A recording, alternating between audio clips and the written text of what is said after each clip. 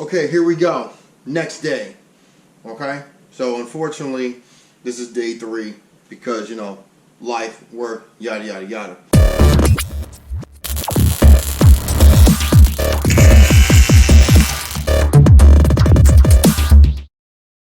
But the point is, I've got my engine support bar set up, which I had to run out to Harbor Freight and go get. $80 for those of you who want to know.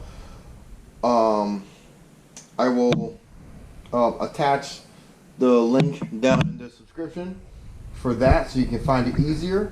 This is supports 1,000 pounds. Very easy to set up, and once you get it aligned, was I believe 18 millimeter, and then you can lock these down, keep it from moving, and then you've got your hooks, chain, wrap it around your hoist point, and then you're good to go. Alright, so this has already been snugged up. So last time I did this, I had mentioned previously I was on a tight budget.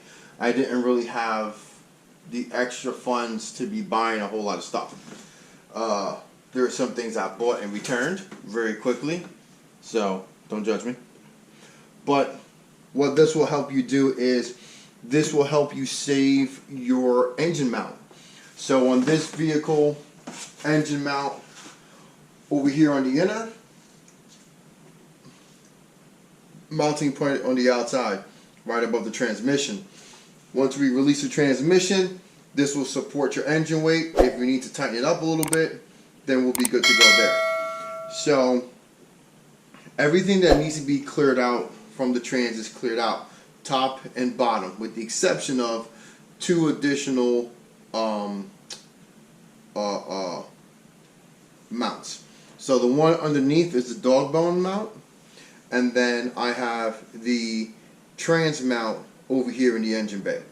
So I'm going to first release the dog bone mount. Then that's going to allow the trans to and trans and motor to kind of swing around a little bit. And then I will release the trans mount once I get my jack underneath in place with a piece of wood underneath the pan. Okay? So you're probably wondering why I'm holding on to some cardboard. So previously what I did was I labeled the heads of the bolts that I removed to where they belong on the car. What I'm going to do this time around is I'm going to utilize cardboard, and I'm going to pop them in accordance with where they came out on the trans. Okay? So just grab myself a marker. So top, bottom,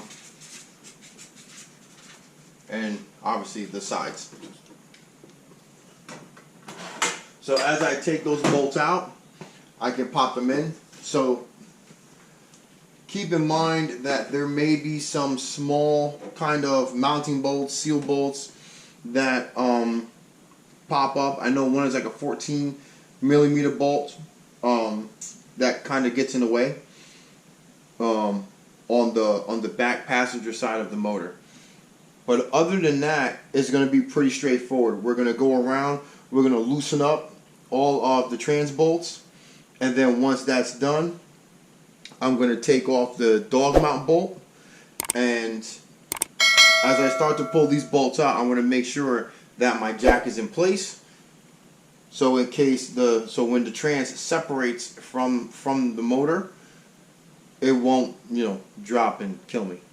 Alright, let's get to it. So the first 2 bolts I'm going to take off is underneath here. So one, and then you have a second one. Okay, so there's going to be 18 millimeter bolts, top, bottom. I'm just going to crack them loose like I said before. Alright, so dog bone mounts. 13 millimeter going into the subframe. And then we have 16, 16.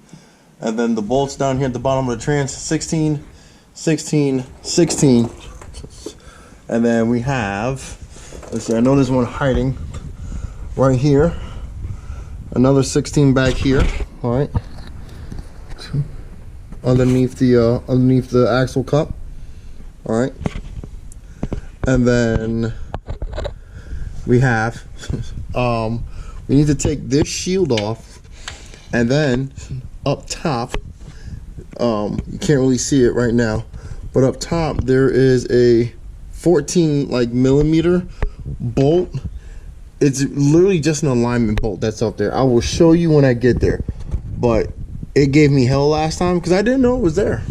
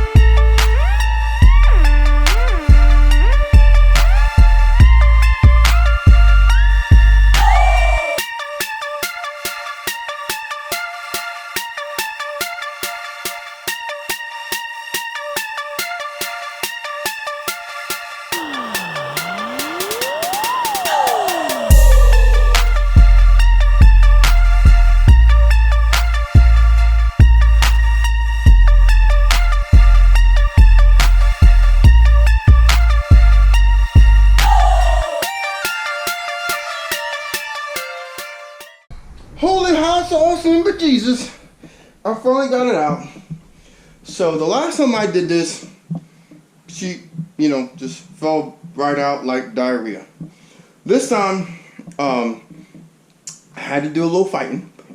The diff housing was getting caught, and yeah, so I had to pry it out a little bit away from the rear subframe. But here's good luck. Let me get you out that glare for a little bit. So, let me get some light. So right here is where previously I was having contact because the flywheel was warped. This bearing, obviously, look, shot. It's not even sitting in where it should be. So, but you can see the scorching there. Let me get you a light.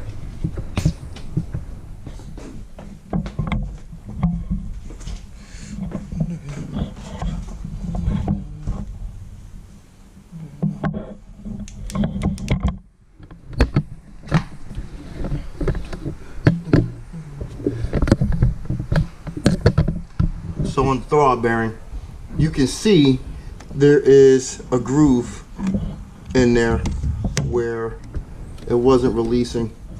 So it's actually not terrible, but that scorching pattern definitely indicates a problem. It should be a uniform color, and you can tell it's only been making contact in one area.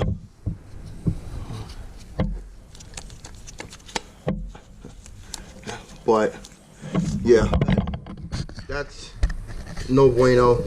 So I'm going to take a look at the rest of it. So there's your clutch pack. All right.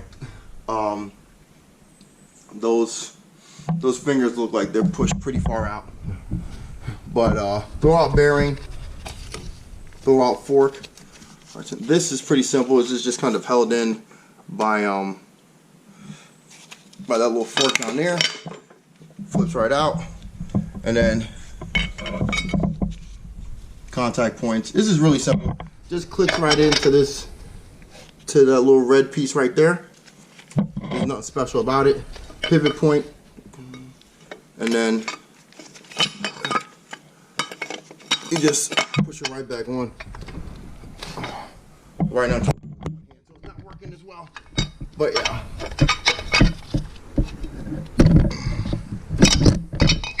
There you go. So there's your pivot point.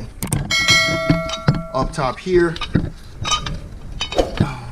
is where your slave cylinder pole piston comes through. All right, so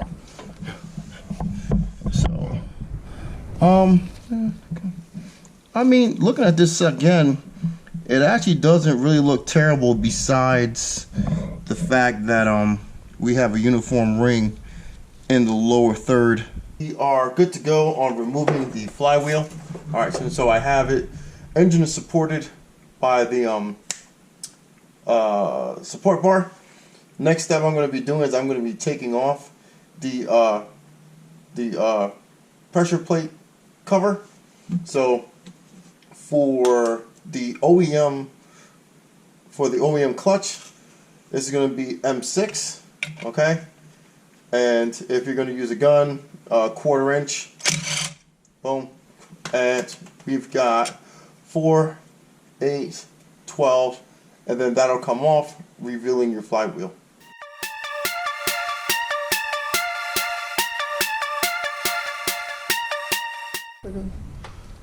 Ta-da!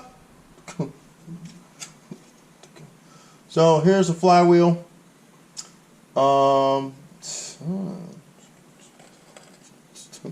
So actually, I mean,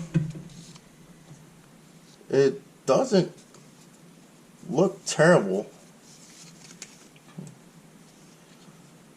So last time, this little hat right here was all discontorted. Actually, you know what? There it goes. It is bent. So on this side, it's off. So it's out of round. So it's warped. So yeah, I can move this hat. I don't know if you can hear that. That means no bueno, no mas. So yeah, so that's crap. And then if you look here at the flywheel, you see all this hot scorching. You see all that discoloration right there. No bueno, uneven pressure. So we're gonna be taking that out.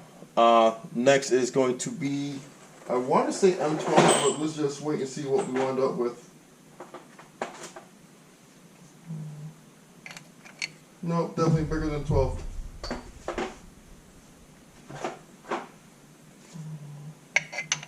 Smaller than that.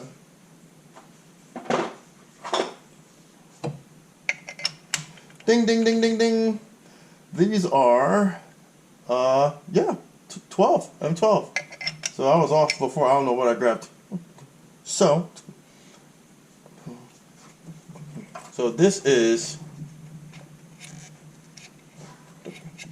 so I'm not sure if the flywheel itself is jacked up too, but this is definitely warped. So I'm going to see if I can take these out without propping this still, only because I think I can. Alright, so I showed you before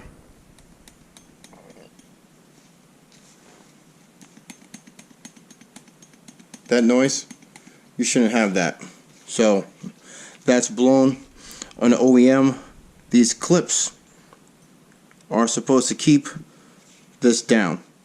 Alright, so whenever you push on your clutch, your pressure plate pushes in to release, and then once you release, this is supposed to come back and allow the clutch to engage. So that sits in there. Pressure plate right here. You press this, that flexes out, and it pushes this out. So this is supposed to return and sit flush in here. It's not. Let me go get the other one, see if it's...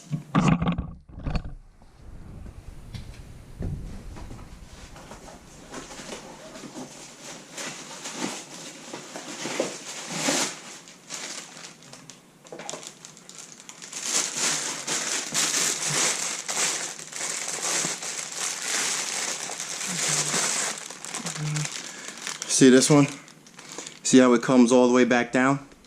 So the issue I was having was it felt like the clutch did not want to re-engage entirely. So that has to do with how high these are sitting. So this overheated and clearly blew, and then it's not resetting.